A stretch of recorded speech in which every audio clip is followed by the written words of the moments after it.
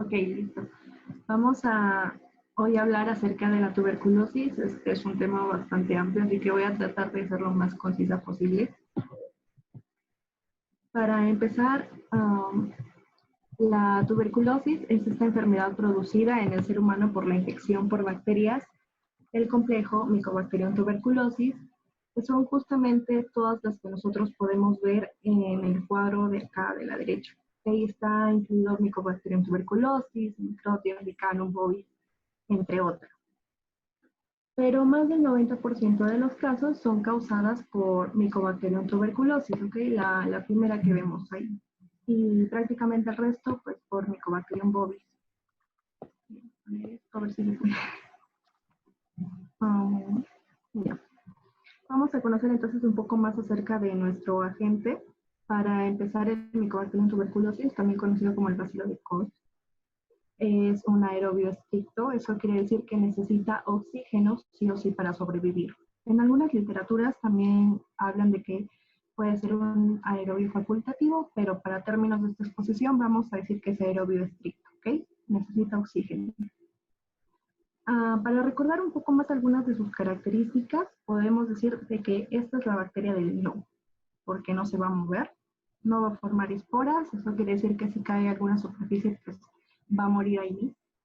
No va a producir toxinas, no va a crecer rápido, de hecho se va a duplicar cada 18 o 24 horas aproximadamente. Y si queremos agregar algo más, pues no es cromógeno, o sea que no se va a colorear. Acá también he puesto algunas palabras clave como para recordar un poco más algunas características de esta bacteria. Para empezar, es ácido alcohol resistente.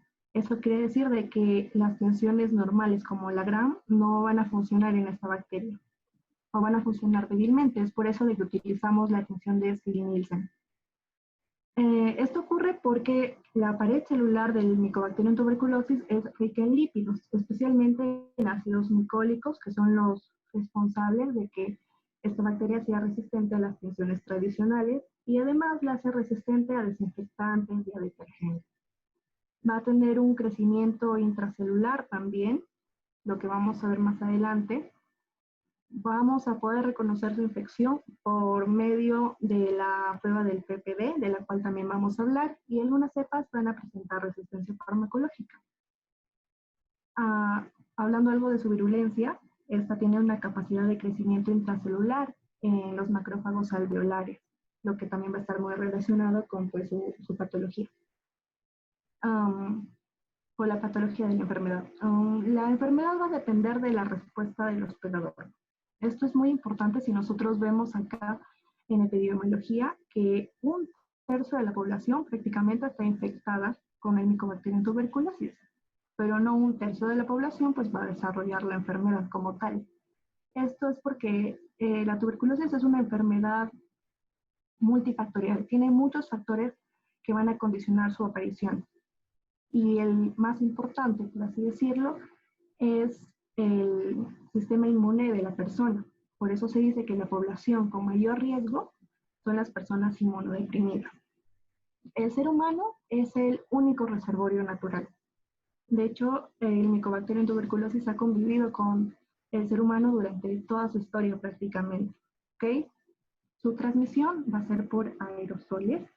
Esto debido a su tamaño pequeño, que es más o menos de 1 a 4 por, no sé si se está viendo, por 3 a 0.6 micras. Esto le va a permitir aerolizarse fácilmente y por eso siempre hay que usar mascarillas en el 95 cuando estamos en contacto con pacientes con tuberculosis activa. ¿Okay? Su desarrollo óptimo es dentro de los 35 a 37 grados, aunque soporta bien el frío. Es por eso de que el ser humano para el Mycobacterium tuberculosis es prácticamente el paraíso. Y pues creo que eso es lo único en esta diapositiva. Así que vamos a conocer ahorita un poco más acerca de la fisiopatología de la enfermedad. Para empezar, hay que recordar que todos nosotros tenemos mecanismos de defensa que van a evitar que pues bacterias patógenas ingresen a nuestro cuerpo. En este caso, pues vamos a tener mecanismos de defensa respiratorios como por ejemplo el mecanismo de aclaramiento mucociliar, que va a evitar que el Mycobacterium ingrese a nuestro organismo. ¿Okay? Esto ocurre en la mayoría de los casos. Pero, ¿qué pasa cuando logra entrar? Pues el primer contacto que va a tener el bacilo va a ser con nuestros macrófagos alveolares. Los macrófagos, en un escenario favorable, pues van a fagocitar a estos bacilos y la enfermedad no se va a desarrollar. Eso es lo que ocurre en la mayoría de los casos. ¿Ok? Pero también puede ocurrir desde que nuestra inmunidad innata, que son estos macrófagos, pues falle por alguna razón. Y los bacilos, como ya vimos, tienen un crecimiento intracelular, ¿no? Entonces van a empezar pues a reproducirse dentro del macrófago y va a llegar un punto en que el macrófago se va a romper. Va por todos los bacilos que van a crecer dentro de él, imagínense, se va a romper y todos los bacilos pues se van a empezar a diseminar. Allí es cuando entra a jugar la inmunidad adaptativa, ya que nuestra inmunidad innata ha fallado, entonces se solicita pues la ayuda de la inmunidad adaptativa, donde va a entrar en juego los linfocitos TCD4, los linfocitos T helper 1, que van a activar este macrófago por medio del interferón gamma, del interleucina 12, del factor de necrosis tumoral alfa, por ejemplo. Van a activar este macrófago y se va a convertir en una célula epiteloide, en una célula gigante multinucleada, que van a tener diversos mecanismos para luchar contra estos bacilos, mecanismos como fagolisosoma, restantes de oxígeno, incluso la autofagia. ¿Okay? Entonces, en esta lucha se va a formar lo que vemos aquí arriba, que es el granuloma tuberculoso. Este granuloma tuberculoso que vemos en la imagen de la esquina va a servir para contener la infección. Lo he tratado de esquematizar más o menos en el diagrama que está acá abajo. Entonces va a estar compuesto, para empezar, por una necrosis caseosa central o casio, que en realidad pues, son todas las bacterias que se están muriendo ahí adentro, rodeada por macrófagos y por células epiteloides, que luego están rodeados por linfocitos y al final por una capa de fibroblastos, ¿no? Entonces todo esto va a ayudar a que la infección se contenga y ya no siga avanzando. Todo este proceso va a durar más o menos entre 2 a 6 semanas, ¿ok? Y al final, como resultado, pues vamos a tener lo que se conoce como el foco de Gone. Voy a apuntar acá. Como el foco de Gone. Y podríamos decir de que el foco de Gone, pues es este rezago anatomopatológico de este primer encuentro que hubo entre el Mycobacterium tuberculosis y nuestro organismo. Es como vemos, este nódulo gaseoso subpleural, que también está relacionado con una linfangitis regional y una adenopatía periódica. ¿Okay? Entonces, conociendo todo esto, ya nosotros podemos hablar de una historia natural de la tuberculosis, que son como todos los caminos que puede tomar esta infección. Entonces, vamos a empezar por la exposición. Tenemos a un paciente tuberculoso que entró en contacto con un paciente sano y pues, como ya vimos, puede ocurrir de que nuestros macrófagos, que nuestra inmunidad innata, actúe de la mejor manera y logre liquidar inmediatamente a los bacilos, al microorganismo. Entonces, eso es un primer escenario, ¿no? Bueno, se cambió lo siento. Ya. Entonces, ese es un primer escenario. Y que ocurre también en la mayoría de los casos. Luego, el segundo escenario, como ya vimos, era de que los macrófagos no puedan en una primera instancia con los bacilos y tengan que recurrir a la inmunidad adaptativa y se termine desarrollando un complejo de Gone, ¿no? Se termine formando un complejo de Gone. Y eso es lo que se llama una TBC primaria retenida. Nuestro cuerpo, nuestro sistema inmune ha logrado contener a la infección. Este de acá vendría a ser nuestro segundo escenario. Pero ¿qué pasa si el paciente que se ha cruzado con la persona con tuberculosis activa es un paciente con VIH o un paciente neoplásico, por ejemplo? O sea, un paciente inmunodeprimido. Y además el paciente, la persona con tuberculosis que se topó, tenía una alta carga pues bacteriana, entonces se cruzó con un paciente con alta virulencia. tenemos nuestro paciente inmunodeprimido, entonces esto pues va a resultar en una TBC primaria no retenida, porque el cuerpo de esa persona no va a poder contener la enfermedad por más que quiera, ¿ok? Entonces, acá hay esta primoinfección, una TBC primaria no retenida, que vendría a ser nuestro tercer escenario. Entonces ya vimos todos esos escenarios que pueden haber. Pero acá ocurre algo.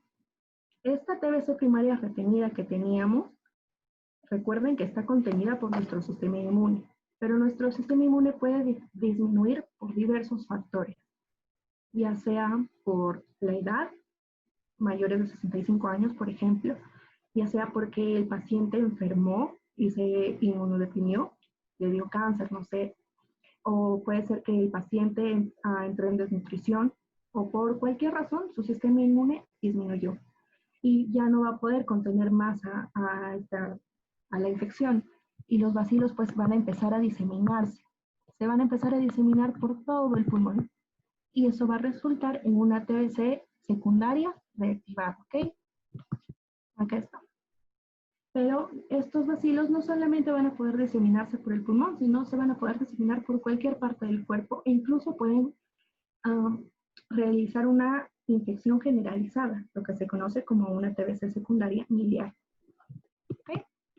Ahí está, entonces ya tenemos como más o menos una visión general de todos los caminos que puede llevar esta infección, ¿ok? Pero hay algo para resaltar acá, de que solamente el 10% de los pacientes con una infección latente, con una infección latente, van a poder desarrollar la enfermedad activada. Por eso, como ya les dije, tenemos 1/3 de personas en el mundo que está infectada con Mycobacterium tuberculosis, pero no todas las personas van a desarrollar tuberculosis. ¿Ok? Conociendo esto, pues ya podemos hablar un poco acerca de la clínica. La tuberculosis pulmonar es la más común de las manifestaciones. Tenemos, para empezar, la primoinfección, que ya vimos que es asintomática, todo ese proceso desde que los bacilos entraron en contacto con los macrófagos y se tuvo que formar el foco de Gone, todo eso ocurre de manera silente. No hay manifestaciones clínicas en esa etapa, ¿sí? Y si hay alguna manifestación clínica, se conoce pues como una neumonitis inespecífica, ¿está bien?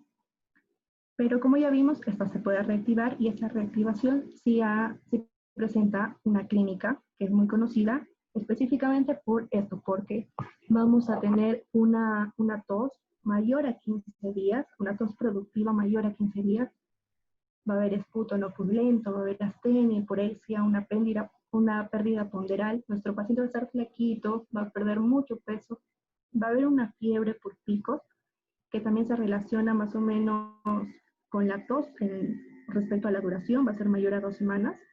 Va a haber una sudoración nocturna, que va a ser parcelar, o sea, solo la mitad del cuerpo. Esto es muy común de que ocurra lo de la sudoración nocturna. Y también puede haber formación de cavernas, lo que va a dar origen a la hemoptisis. Estas cavernas que podemos ver acá en la imagen se van a formar porque nuestro cuerpo está tratando de contener con todas sus fuerzas a los bacilos, y van a empezar a formarse granulomas que al final van a terminar en estas cavernas. Y estas cavernas pues también se pueden complicar, se pueden llenar de pus, por ejemplo, y formar un empiema, ¿ok? Y esta reactivación tuberculosa afecta fundamentalmente a los segmentos apicales de los lóbulos superiores y a los segmentos superiores de los lóbulos inferiores. ¿Por qué? Porque pues este bacilo necesita oxígeno, y en estos lugares las concentraciones parciales de oxígeno son muy altas. Entonces por eso más o menos afecta a esos lugares. Pero como ya vimos, el Mycobacterium tuberculosis no solamente puede diseminarse por el pulmón, también se puede diseminar por todos los órganos de nuestro cuerpo. Ya vimos que ha convivido con el ser humano a lo largo de toda su historia, se conoce de memoria todos los órganos, tiene receptores en prácticamente todos los órganos, así que vamos a ver cuáles son esas afectaciones, esa clínica. Para empezar, la tuberculosis extrapulmonar más frecuente es a nivel ganglionar, ¿ok? Esta de acá es la más frecuente. La tuberculosis ganglionar ocurre mayormente a nivel cervical. ¿Okay? Luego también tenemos una tuberculosis meningia. Puede haber una meningitis por tuberculosis, donde va a haber afectación de pares craneales. Los que más se afectan son los pares craneales 3 y el 4. Puede haber hidrocefalia también, va a haber una pleocitosis linfocitaria. Luego también puede afectar a nivel del corazón, ocasionando una pericarditis. Puede haber calcificaciones pericárdicas o una pericarditis constrictiva. De hecho, está bien recordar de que la causa más común de pericarditis crónica, o sea que dura más de 6 meses, es la tuberculosis. Luego de eso también puede afectar al sistema digestivo y ocasionar una ileitis y una afectación al ciego, e incluso una peritonitis, y mayormente acá el tratamiento pues es quirúrgico. También puede afectar al sistema genitourinario. En la mujer, por ejemplo, afecta bastante a lo que son las trompas. Ahí pueden recordarnos la afectación tubárica por tuberculosis, para que se acuerden. Puede ocasionar esterilidad, afecta también al epidídimo. En cuanto al sistema, a la parte urinaria, va a ocurrir un síndrome miccional, va a haber una piuria ácida estéril, ¿okay? Y también afecta en gran medida al hueso, a las articulaciones y al sistema óseo, ocasionando una osteoartritis. Y algo muy común que puede aparecer en estos casos, bueno, creo que es lo que se conoce como el mal de Pot. ¿Perdón? El mal de Pot, que afecta a la columna, y también puede aparecer artritis de rodilla y de cadera. Y también, ya para terminar esta parte de la tuberculosis extrapulmonar, también puede afectar a la pleura, una pleuritis, que es muy común en una primoinfección en niños y en jóvenes. Y lo interesante acá es que esta afectación a la pleura pues va a ser poco contagiosa. Esta tuberculosis, creo que eso se lo grande, esta tuberculosis pleural va a ser poco contagiosa. Ahora también, ¿qué ocurre cuando la infección ya se ha vuelto generalizada? Allí es cuando nosotros hablamos de una tuberculosis miliar. La tuberculosis miliar, cuando el Mycobacterium tuberculoso ya se ha diseminado por todo el organismo y ha ocasionado, pues, una infección generalizada. Acá vamos a ver, por ejemplo, hepatomegalia, esplenomegalia, linfadenopatías, neumonía con infiltrado micronodular y en especial los tubérculos coroideos.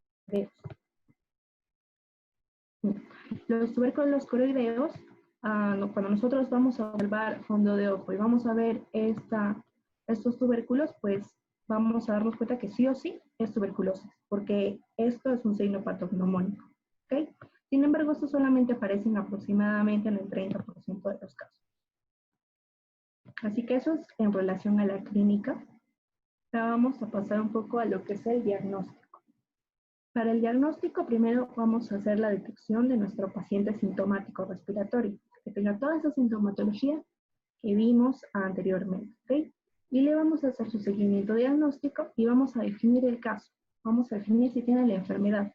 ¿Y cómo hacemos eso? Pues por medio de la vaciloscopía, y por medio del cultivo, ¿ok? Estos dos métodos diagnósticos sirven para identificar la enfermedad, porque luego tenemos el PPD, que va a servir para el diagnóstico de la infección, más no de la enfermedad. ¿Okay? Esa es la diferencia. Vamos a hablar en relación al PPD, o también llamada la prueba de la tuberculina. Así se conoce porque lo que vamos a tener acá es que vamos a realizar una inyección subdérmica de antígenos del Mycobacterium que va a ocasionar en nuestro cuerpo una reacción pequeña en el lugar de la inyección y va a ocurrir una induración, ¿ok? Más o menos dentro de las 48 72 horas. Nosotros vamos a medir el tamaño de esa induración, el diámetro mayor de la induración, y según eso vamos a decir si el paciente está infectado o no. En el mundo generalmente, si es mayor de 5 milímetros, significa que ya tiene la infección. En el Perú es mayor o igual que 10 milímetros y en pacientes inmunodeprimidos es mayor o igual que 5. ¿Okay?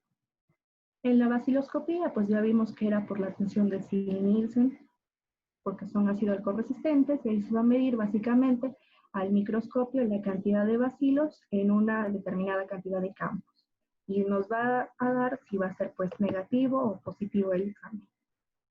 Y luego tenemos el cultivo. Hay diferentes medios o tipos de cultivo con diferente duración cada uno. Por ejemplo, tenemos el MOTS, que además nos va a ayudar a medir pues, la resistencia, que dura 7 días, el Low-Wawa, que mide 15 días, y el que más se recomienda realizar, que es el Lowenstein-Jensen, que dura 2 meses. ¿Okay? Hay algo que es muy importante para recordar, que todo BK se tiene que cultivar, y a todo cultivo se le tiene que realizar sí o sí nuestra prueba de sensibilidad. La prueba de sensibilidad, que por ejemplo tenemos el MOD, o también por el PCR, por la prueba molecular, que más o menos en 24 horas pues ya vamos a tener los resultados. Es muy rápida y nos va a servir para detectar y amplificar genes relacionados con resistencia a antibióticos, y nos va a dar pues en pocas horas, como vimos, el diagnóstico y una sensibilidad preliminar a isoniazida y rifampicina, de los cuales también vamos a hablar más adelante. Aquí, justo ahorita. Vamos a hablar del tratamiento. Para esto pues nos va a servir bastante esta tablita, donde vamos a reconocer 5 grupos. ¿Okay? El primer grupo, que son los más importantes, y de los cuales vamos a hablar más, que son nuestros fármacos de primera línea vía oral, donde tenemos la rifampicina, la isoniazida, la pyrazinamida, el etambutol y la streptomicina. ¿Ok?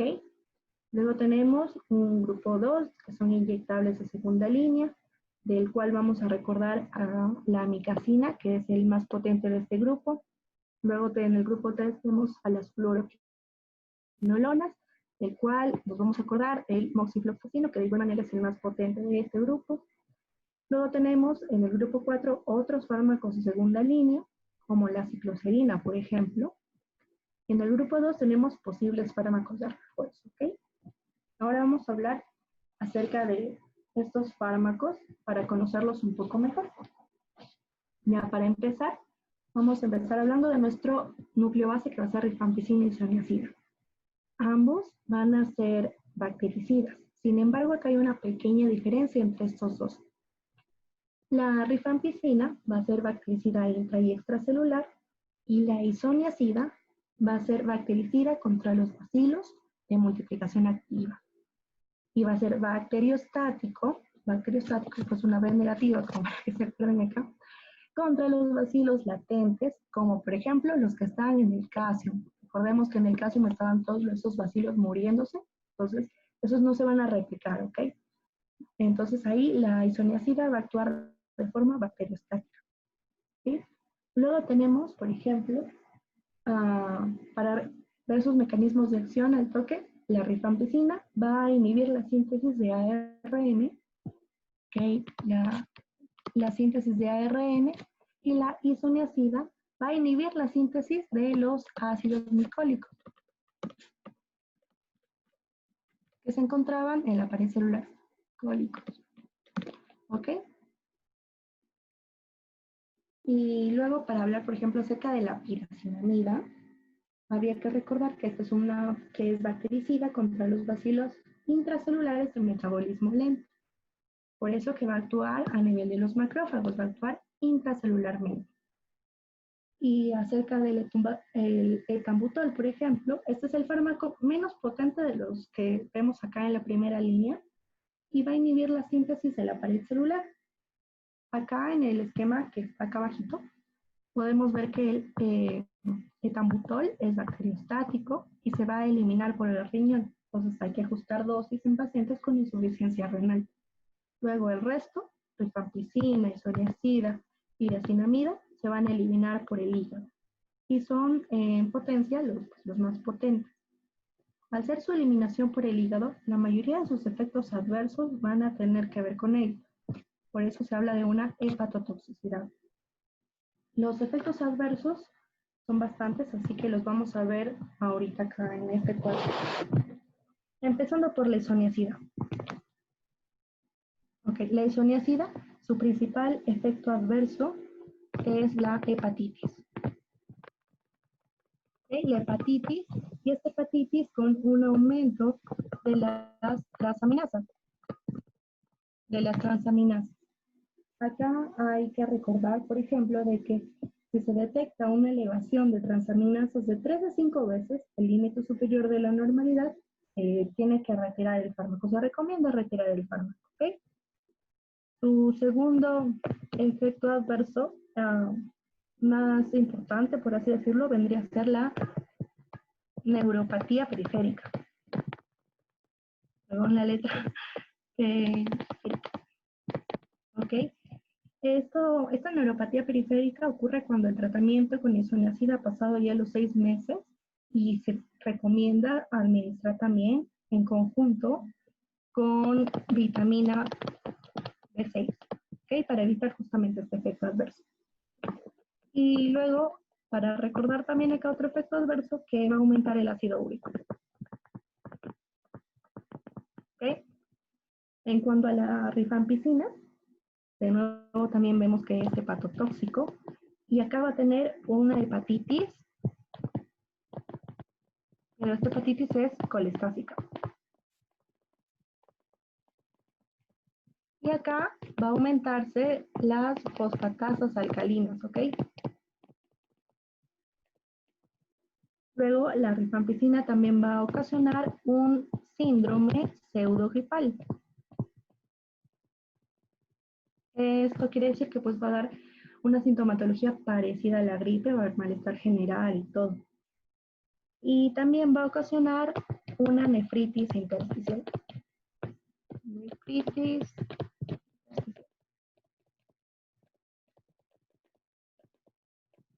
Luego tenemos a la piracinamida. Hay que recordar acá, importante, la piracinamida es la más hepatotóxica de todos estos fármacos, la más hepatotóxica. Y también va a ser la primera causa de uricemia, de hiperuricemia. En algunos casos puede llegar a ocasionar gota. Luego tenemos el etambutol, que su principal efecto adverso acá va a ser la neuritis retrovulvar óptica, ¿ok? Neuritis, vulvar óptica. Por eso esta no se recomienda, por ejemplo, en menores de 8 años o en gestantes. Luego tenemos la streptomicina, que va a ser su principal efecto adverso, que que va a tener una toxicidad auditiva o vestibular. Por eso es que antes se hablaba mucho de que los pacientes con TB quedaban sordos justamente por la streptomicina, porque tenía esa toxicidad auditiva o vestibular, la otra toxicidad. Entonces, estos son los principales efectos adversos. Si habría que agregar algo, tal vez sería acá, en referente a la cicloserina, que está acá en nuestro grupo 4. Sus efectos adversos mayormente son neuropsiquiátricos, o sea que va a haber cefaleas, alteraciones de la conducta, depresión, ansiedad, insomnio, entre otros. ¿Okay? Y eso se relaciona a los efectos adversos. Ahora vamos a ver un poco acerca de los esquemas del tratamiento.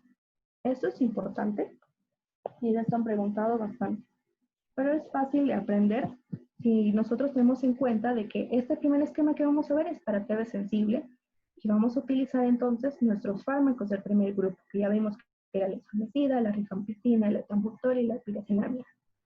Para aprender las dosis es bien fácil, acá están en el cuadrito, pero lo voy a esquematizar acá para que se lo aprendan mejor. Entonces tenemos isoniazida, la dosis es de 5, todo esto es miligramos por kilo. ¿Ok? Luego tenemos a la rifampicina, que su dosis es de 10. Luego tenemos, acá vamos a agregar para completar ese orden a la streptomicina, que es de 15. Luego tenemos al etambutol, que va a ser de 20. Y luego tenemos pues a la piracinamida con 25. Entonces ahí ya tenemos nuestra mnemotecnia, ¿no? Irse, ir a la P. Bueno, ahí ya le agregan lo que ustedes quieren, ¿no? No, para que se acuerden. Entonces ahí está, 5, 10, 15, 20, 25. Es bien fácil. Entonces, estas son las dosis en adultos. En menores de 15 años, en pacientes pediátricos, vamos a cambiar acá algunas cosas. La isoniazida va a ser 10, la rifampicina va a ser 15 y la piracinamida va a ser 35. Esos son los únicos cambios. Y ahora vamos a ver acerca de cómo se va a administrar ese tratamiento. Y este tratamiento se va a administrar en dos fases, ¿ok? Vamos a tener una primera fase diaria, que es una fase intensiva, se le conoce así, una fase intensiva. Y luego vamos a tener una segunda fase, que va a ser de mantenimiento. Mantenimiento, ¿ok? Entonces, vamos a ver primero el esquema para TB sensible. Y acá tenemos la primera fase, este numerito que está acá primero nos va a indicar los meses. Entonces, la primera fase se va a administrar durante 2 meses todos nuestros fármacos de nuestro primer grupo, rifampicina, isoniazida, piracinamida y etambutol, y todos se van a administrar diario, ¿ok? 2 meses, todos nuestros fármacos diariamente. Y en la segunda fase, nuestra fase de mantenimiento, va a durar 4 meses y vamos a aplicar nuestro núcleo base de rifampicina y isoniazida por ¿cuánto? Ay, perdón, se movió. Por 3 veces por semana, ¿ok? Ahí está, 3 veces por semana. Y ahora los siguientes esquemas que vamos a ver son parecidos, hay algunos cambios. Acá, por ejemplo, tenemos nuestro esquema para una TB sensible, para un paciente que tiene infección por VIH-Sida. La primera fase, nuestra fase intensiva, pues va a ser igual, ¿no? Va a ser la misma. 2 meses, todos nuestros fármacos diariamente. La fase de mantenimiento, o sea que cambia, para empezar es durante 7 meses, nuestro núcleo base, rifampicina y isoniazida, y esto es diario, ¿ok? Y cuando hay una TB, por ejemplo, extrapulmonar, cambia también acá. La primera fase es igual, lo que cambia es acá en la fase de mantenimiento, ya no dura 7 meses, dura 10 meses, de igual manera rifampicina y isoniazida diariamente. Entonces está bien fácil de aprender esto, solamente hay que tener en cuenta pues estos esquemitas, ¿sí? Y esto es cuando hablamos de una TB sensible. ¿Qué pasa cuando hablamos de una tuberculosis resistente? Pues ahí cambia la cosa. Para esto, primero hay que tener en cuenta algo. Hay que saber diferenciar algo entre una tuberculosis NDR, entre una tuberculosis XDR, entre una tuberculosis monoresistente y una poliresistente, porque así va a variar también los esquemas de tratamiento. Entonces, ya vimos que para la sensible, pues vamos a utilizar el primer grupo. Y teniendo en cuenta las definiciones, no sé si se ve, tenemos que la tuberculosis MDR va a ser resistente a isoniazida y rifampicina, es la tuberculosis multidrogo resistente. La tuberculosis XR o extremadamente resistente va a ser no solo resistente a isoniazida y rifampicina, sino también a una fluoroquinolona y a un inyectable de segunda línea. ¿Okay? Eso es lo principal que nos vamos a acordar, porque a partir de eso vamos a ir acá a nuestros grupos y vamos a ver que si tenemos a un paciente con tuberculosis MDR, significa que no le vamos a poder dar los fármacos de primera línea, entonces le vamos a tener que dar los fármacos del grupo 2, 3, 4 y 5, ¿ok? Para la tuberculosis MDR. Pero ¿qué pasa cuando tenemos a una tuberculosis extremadamente resistente? Ya no le vamos a poder dar ni fluoroquinolonas ni inyectables de segunda línea. Entonces nos quedamos con los grupos 4 y 5. Esa es la extremadamente resistente. Entonces, eso nos vamos a acordar para cuando nosotros vemos el tratamiento para una tuberculosis resistente. Y también los tiempos. Cuando hablamos de una tuberculosis, vamos para acá, de una tuberculosis MDR, El tratamiento no tiene que ser menor a 18 meses. Y cuando hablamos de una extremadamente resistente, el tratamiento no tiene que ser menor a 24 meses, 2 años. ¿Sí? Esta resistencia ocurre porque hay genes que se van a manifestar en ciertas cepas, que son los que tenemos acá, para cada uno pues, de estos medicamentos, no sé, cada uno de estos medicamentos. Hay ciertos factores de riesgo que tenemos que tener en cuenta también si estamos ante la sospecha de una tuberculosis resistente. Para empezar, si nuestro paciente ha tenido contacto con una persona con tuberculosis, MDR confirmada, pues puede ser. Luego, si ha habido fracaso en los esquemas con medicamentos de primera línea, si el paciente estaba inmunodeprimido, por ejemplo, o incluso en personal o estudiantes de salud, como pueden ver acá también. Entonces, esos son más o menos de manera general, cómo sería un tratamiento para una tuberculosis resistente. Ahora vamos a hablar acerca de la quimioprofilaxis y de una terapia preventiva con isoniazida, ¿ok? Esto es importante porque ahí viene la pregunta, ¿no? De si la tuberculosis latente se tiene que tratar. Entonces acá vamos a ver esos casos. Entonces, imaginemos que tenemos a un niño menor de 5 años que ha tenido contacto con un caso de tuberculosis pulmonar activa, ¿ok? Su papá, por ejemplo, su tío, no sé, y ha estado en contacto con él. Le hacemos la prueba del PPD y esta, la verdad, no la hacemos por rutina, porque la verdad no nos va a importar si es positiva o negativa, igual tenemos que darle tratamiento, ¿sí? Luego, ¿qué pasa si tenemos a un niño entre 5 y 19 años que ha tenido contacto también con un caso de tuberculosis pulmonar? A él le hacemos la prueba del PPD y si es mayor o igual a 10 milímetros, lo tratamos, ¿ok? Y luego, si tenemos a un personal de salud que ha tenido conversión reciente, también lo tratamos. ¿Qué significa conversión reciente? Pues que le hacemos ahorita la prueba de PPD y sale, por ejemplo, le sale, por ejemplo, 3 milímetros, negativo. Pero luego de 2 años le volvemos a hacer la prueba y ya sale, por ejemplo, 13 milímetros, positiva. Entonces eso se llama una conversión, ¿ok? Que es la positivización de un resultado negativo a un resultado positivo. A ese personal de salud que tiene que tratar, ¿ok? Esto también, no solo personal de salud, sino también personal que trabaja, por ejemplo, en centros de hacinamiento, en lugares o en cárceles, por ejemplo, donde el hacinamiento condiciona que la tuberculosis se expanda rápidamente. Y luego tenemos también para pacientes de VIH, tampoco nos va a importar si el PPD salió positivo o negativo, de todas maneras se tiene que tratar sí o sí. ¿Y cuáles son sus esquemas de tratamiento? Ya vimos acá, la terapia preventiva es con isoniazida. Entonces vamos a dar isoniazida, 5 miligramos, como lo decía en las dosis, por kilogramo por día durante 6 meses. Si el paciente es pediátrico, 10 miligramos. ¿Okay? Esto de acá de manera general. Pero si el paciente tiene VIH, ya cambia la cosa. No va a ser por 6 meses, va a ser por 12 meses. ¿Okay? 12 meses. Y además se le tiene que administrar piridoxina. ¿Y por qué le administramos piridoxina? Pues la piridoxina es la vitamina B6. B6. Ahí está. Y como ustedes recordarán, ya les dije que nosotros administramos esta vitamina B6 para evitar la reacción adversa a la isoniazida, que es la neuropatía periférica. Para evitar las neuropatías periféricas, utilizamos vitamina B6 y entonces administramos piridoxina. ¿Okay? Entonces, eso es básicamente todo lo que tenía que hablar ahorita sobre tuberculosis y vamos a responder algunas preguntas para ver si quedó bien fijados los conceptos. Así que voy a leer la pregunta y si alguno sabe la respuesta, pues la habla. No puedo leer el chat, pero la habla.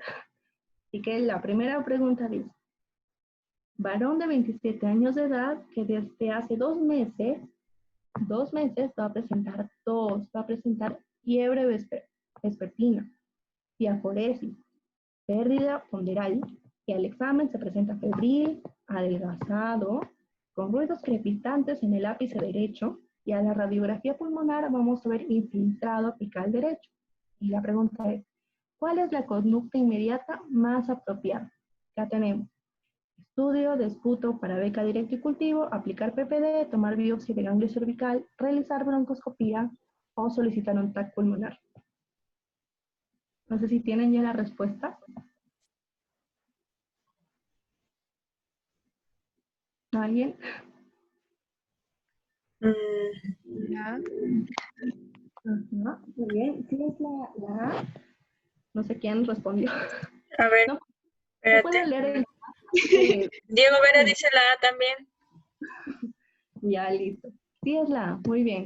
¿Y por qué es la A? Porque como habíamos visto, el PPD no sirve para detectar enfermedad, sirve para detectar infección. Sí. Cambio. El diagnóstico para beca directo y cultivo, que es el que se tiene que hacer cuando tenemos a un paciente que ya tiene la clínica de una tuberculosis, como en este caso, pues tenemos que hacerle, obviamente, su beca y llevarlo al cultivo. ¿Okay? Esa sería la explicación. Ahora la segunda pregunta dice, según la norma técnica, la prueba de la tuberculina es el método diagnóstico de tuberculosis latente en personas sin enfermedad activa.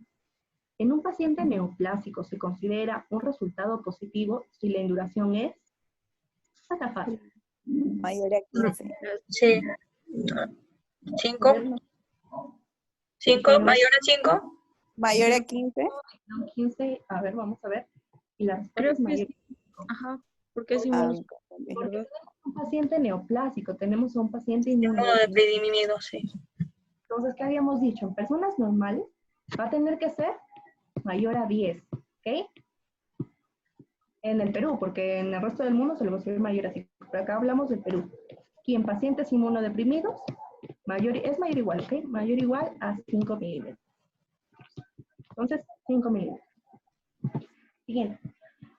Dice, paciente varón de 60 años de edad, al examen, vamos a escuchar parece es un ruido en la parte superior del emitórax izquierdo, es como La basura. chasqueando.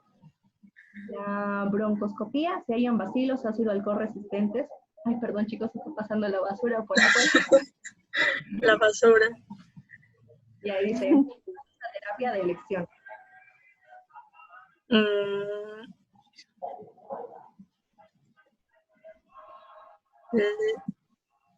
La La Sí, ya, ¿no? Estamos acá en nuestro grupo 1, nuestros fármacos de elección para una TB sensible y suicida, rifampicina, etambutol, pirazinamida, ¿ok?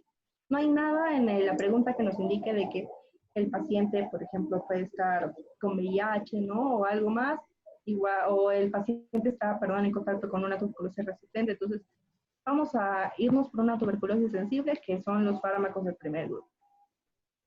Luego la pregunta 4, ahí está la respuesta. La pregunta 4 dice, de los fármacos utilizados en el tratamiento de la tuberculosis, ¿cuál se asocia a neuritis retrovulvar? Ya lo hemos dicho, está fácil. ¿Cuál es? No puedo leer el chat de nuevo. piracinamida. Dijeron piracinamida. ¿Qué más? ¿Alguien más? dice Etambutol. la C dice Verita. Etambutol. Etambutol, exacto. El principal efecto adverso del etambutol es justamente la neuritis retrovulvar óptica. ¿Okay? ¿Se acuerdan de eso? Seguimos. Dice, el fármaco antituberculoso que actúa mejor en las lesiones gaseosas. ¿Cuál es? ¿La E? ¿Cuál? ¿La E? Rifampicina. ¿La E? Rifampicina. Sí. Muy bien. Lo vimos, ¿no? Pues ahí había hecho un gráfico donde estaba... Sí, el amarillito que lo marcaste. Y ahí habíamos puesto rifampicina y isoniazida, ¿no? Y de los cuales rifampicina actuaba de manera bactericida, ¿verdad? Y esto es rifampicina. La 6. El efecto adverso más importante de la isoniazida. Lo mencioné también. Sí. El más importante. ¿Hepatitis? Neuritis. Neuritis periférica. Hepatitis. Ay, Es hepatitis. La neuritis el más periférica importante. sí, hepatitis. es adverso de la isoniazida, pero el más importante es la hepatitis, ¿ok? Con la elevación de transaminasas, si se acuerdan. Ok, ya está. La 7. En el tratamiento inicial de la tuberculosis pulmonar, ¿cuál de los siguientes fármacos no corresponde a los denominados de primera línea? La, Aquel que decía la cicloserina. Sí. Ajá. ¿Y sus efectos adversos, se acuerdan cuáles eran? Ay, no me acuerdo. Sí lo dijiste, pero no me acuerdo. Neurológicos, neurológicos, sí, cambios sí. de conducta, Dolor de cabeza. Cefaleas, alteraciones depresión, psicosis. de la insomnio. Muy bien, muy bien. Está bien. La 8. En personas con infección por VIH, la terapia preventiva de tuberculosis latente es... La E. Muy bien, la E. Bien, Ari. Acá hay que acordar, esto está fácil, ¿no? Tenemos pues la terapia con isoniazida, es de 5, en pacientes pediátricos era 10, por 12 meses, y además le agregamos vitamina B6, piridoxina. ¿Okay? Y las dos últimas, para terminar, dice la 9. Las personas que deben recibir terapia preventiva con isoniazida en quienes se ha descartado enfermedad tuberculosa activa son los siguientes, excepto, ver un ratito para que lo vean, excepto. Terapia preventiva con isoniazida. El esquema que les hice al final, y que se acuerdan un poquito de ese, y la responden al toque. No puedo leer el chat, así que alguien me lo... La E dice. ¿Alguien más? ¿Nadie más? Y sí, la respuesta es la E. Muy bien, no sé quién respondió. El Diego. Y justamente por esto de acá, porque estamos hablando acá de un contacto con un caso de tuberculosis resistente, MDR. ¿Y a qué va a ser resistente? A isoniazida. Entonces no le vamos a dar, obviamente, terapia con isoniazida a un paciente que ha tenido contacto con una tuberculosis multidrogoresistente. ¿Okay? Ya. Y ahora sí, la última pregunta. Dice, el pediatra visita a un niño de 5 años cuyo padre acaba de ser diagnosticado de tuberculosis pulmonar bacilífera. La prueba de la tuberculina del niño es negativa. ¿Cuál es la actitud correcta en este caso?